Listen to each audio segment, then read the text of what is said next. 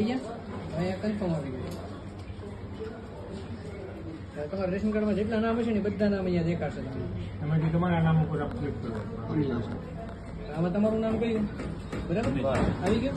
આગળ આપો આ રેશન કાર્ડ નંબર અને તમારું નામ રેડી બરાબર છે અને ઓથેન્ટિક આપો બરાબર છે ને એટલે એગ્રી કરવાનું લાલ લાઈટ થાય એટલે અંગૂઠો મૂકવાનો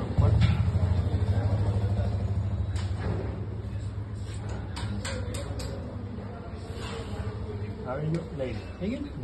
હવે જો તમને કેટલા કિલો ઘઉં મળે છે 14 કિલો ઘઉં અને 21 કિલો ચોખા તમને મળે બરાબર અત્યારે છે ને હું એક એક કરી નાખું છું બે જગ્યાએ તમારે કઈ નથી કરવાનું તમારે સીધું વિતરણ